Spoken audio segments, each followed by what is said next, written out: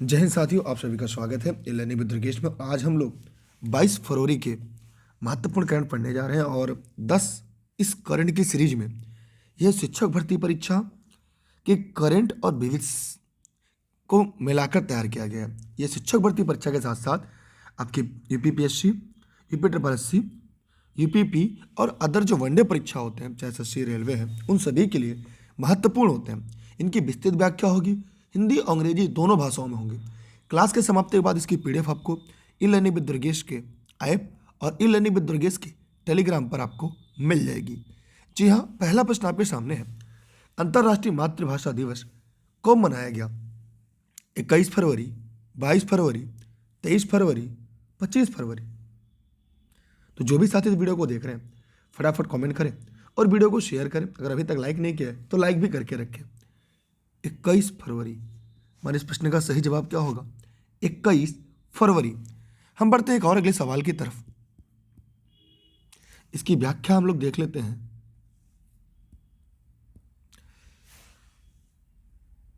इक्कीस फरवरी को प्रतिवर्ष अंतर्राष्ट्रीय मातृभाषा दिवस के रूप में मनाया जाता है। इसका उद्देश्य भाषा विज्ञान के बारे में जागरूकता, संस्कृति विविधता,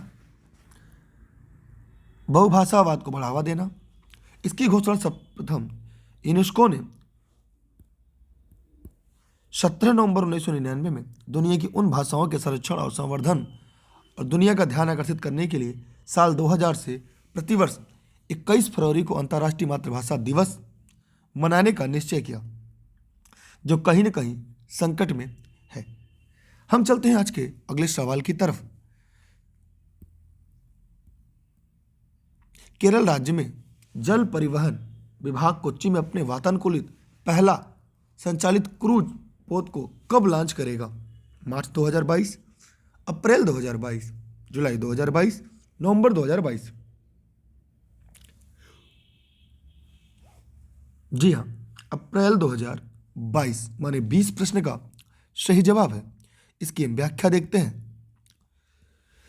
केरल राज्य परिवहन जल परिवहन विभाग अप्रैल में कोच्चि में अपने वातानुकूलित सौर ऊर्जा से चलने वाले बैक वाटर क्रूज पोत को लॉन्च करेगा। इस वेसल का नाम सोलर क्रूज रखा गया है। यह इंपॉर्टेंट है, यहाँ सवाल आ सकता है। भारत में यह पहली बार होगा कि सौर ऊर्जा से चलने वाले इतने बड़े जहाज को पर्यटन क्षेत्र में पेश किया जा रहा है। हम चलते इसके एक और अगले सवाल की तरफ। किस राज्य सरकार प्रोजेक्ट आरोहण नामक परामर्श कार्यक्रम की शुरुआत की जा रही है? असम, केरल, ओडिशा, गुजरात। जी हाँ, असम इस प्रश्न का सही जवाब है। हम चलते हैं एक और अगले सवाल की तरफ। इसकी पहले व्याख्या पढ़ लेते हैं। असम सरकार प्रोजेक्ट आरोहण नामक एक परामर्श कार्यक्रम शुरू कर रही है। इस परियोजना का उद्देश्य छात्रों को मार्गदर्शन प्रदान करना, उनके कौशल में सुधार करना। इसके लिए असम के मुख्यमंत्री ने टाटा स्ट्राइप के सीईओ से मुलाकात की और परियोजना के लिए उनसे सहयोग मांगा। प्रोजेक्ट आरोहण 4 साल मेंटरशिप प्रोग्राम होगा। हम बढ़ते हैं आज के चौथे सवाल की तरफ। हाल ही में कोविड-19 प्रबंधन पर पुस्तक का विमोचन किसने किया? नरेंद्र मोदी, राजनाथ सिंह, मनसुख मंडाविया, इसमें से कोई नहीं। आपका उत्तर क्या है? मनसुख मंडाविया इस प्रश्न का सही जवाब है। आइए हम इसकी व्याख्या देखते हैं। हाल ही में कोविड-19 प्रबंधन एक किताब के विमोचन किया गया। इस किताब का विमोचन केंद्रीय स्वास्थ्य मंत्री मनसुख मंडाविया ने किया। इस पुस्तक का शीर्ष ए नेशन टू प्रोजेक्ट है। यह पिछले 2 वर्षों में कोविड-19 के खिलाफ भारत की लड़ाई में पीएम के नेतृत्व को उजागर करेगी। हम चलते हैं आज के 5वें सवाल की तरफ। डेली क्लास में जुड़े रहिएगा आप सब। जी हाँ, रात के 9:30 बजे विविध चल रही है इस समय। जल्द ही आपके लिए एक और सीरीज आ रही है। नारकोटिक्स कंट्रोल ब्यूरो ने डार्कनेट के माध्यम से मादक पदार्थों की तस्करी का मुकाबला करने के लिए समाधान खोजने के लिए किसका आयोजन किया? डॉगथॉन 2022, डॉगथॉन 2023, डॉगथॉन 2025, डॉगथॉन 2026। डॉगथॉन 2022। 2022। आइए इसकी व्याख्या देखते हैं। नारकोटिक्स कंट्रोल ब्यूरो डार्कनेट के माध्यम से मादक पदार्थों की तस्करी का मुकाबला करने के लिए समाधान खोजने के लिए डॉकथॉन 2022 का आयोजन कर रहा है। इस पहल का उद्देश्य छात्रों, युवाओं और तकनीकी विशेषज्ञों को शामिल करना है ताकि डार्कनेट बाजारों की गुमनामी को उजागर करने के लिए प्रभावी समाधान खोजा जा सके।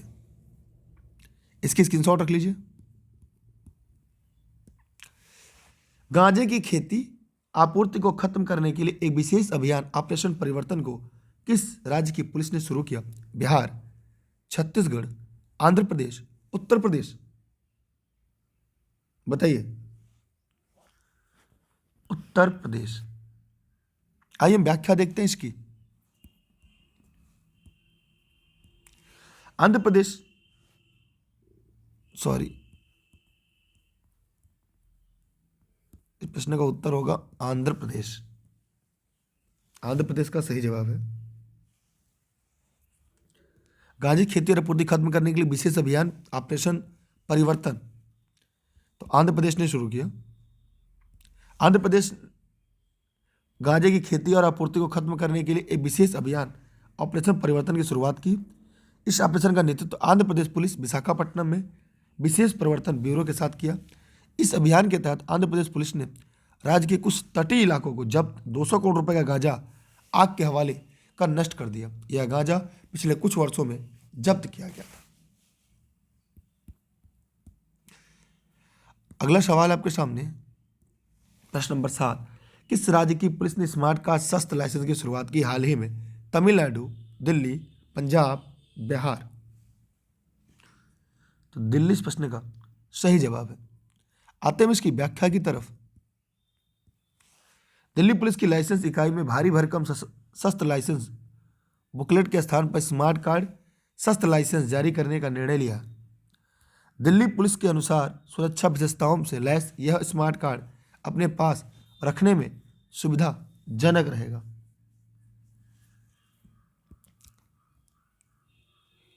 विकलांग व्यक्तियों के लिए कुंस्योम योजना किसने लॉन्च किया? नीति आयोग, लद्दाख स्वायत्त पहाड़ी विकास परिषद, राष्ट्रीय वर्ग आयोग, रक्षा अनुसंधान और विकास परिषद। बताइए जल्दी कमेंट करके, वीडियो को शेयर कर दीजिए, पैसा नहीं लगेगा। डेली क्लास में जुड़े रहिए आप लोग अपने सभी साथी मित्रों के साथ। लद्दाख स्वायत्त पहाड़ी विकास परिषद, इसकी व्याख्या देखते हैं। लद्दाख स्वायत्त पहाड़ी विकास परिषद ने विकलांग व्यक्तियों के लिए कुंस्योम योजना को लॉन्च किया। इसका अर्थ है सभी के लिए समान, सभी के लिए उचित उद्देश्य, समावेशी सुलभ लद्दाख। नई योजना के तहत लेह हिल काउंसिल जरूरतमंद लोगों को 90% सब्सिडी पर सहायक उपकरण तकनीकी मुहैया करा रही है। हाल ही में किस भाषा की गायिका गीतांजलि संध्या मुखर्जी का निधन हुआ?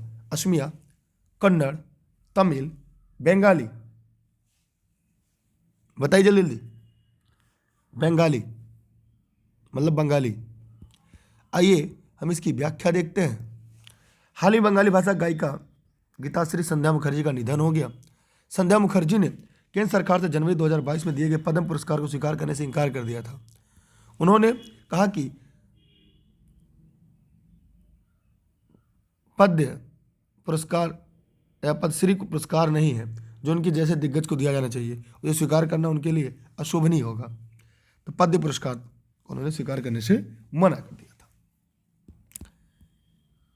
सार्वजनिक क्षेत्र की संस्थाओं की श्रेणी में 2020-21 के लिए वित्तीय रिपोर्ट में उत्कृष्टता के पुरस्कार किसे प्रदान किया गया? टाटा ग्रुप, भारत पे, एयरटेल, रेलटेल।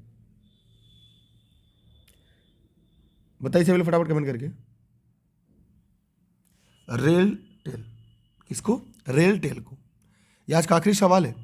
इसके बाद आप लोग टेलीग्राम पे दुर्गेश सर सर्च करेंगे, ई लर्निंग विद दुर्गेश आएगा, ज्वाइन कर लेंगे। सभी क्लास नोट्स आपको मिलेगा। फेसबुक, इंस्टा, ट्विटर, यूट्यूब पर ई लर्निंग विद दुर्गेश है। आइए इसकी व्याख्या देखते हैं। सार्वजनिक क्षेत्र की संस्थाओं की श्रेणी में वर्ष 2020-21 के लिए वित्तीय रिपोर्टिंग उत्कृष्टता के रेलटेल को पुरस्कार प्रदान किया गया। यह पुरस्कार institute of charter accountant of India द्वारा दिया जाता है, जो प्रमुख लेखा निकाय RailTel corporation of India limited भारतीय रेल मंत्रालय के स्वामित्व में है। आज के लिए इतना ही। बहुत बहुत धन्यवाद।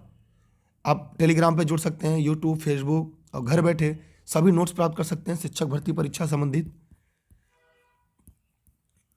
ठीक है, बाय बाय, थैंक यू, जय हिंद, जय भारत। इन नंबरों पर व्हाट्सएप करके आप नोट्स, क्लास संबंधित जानकारी ले सकते हैं।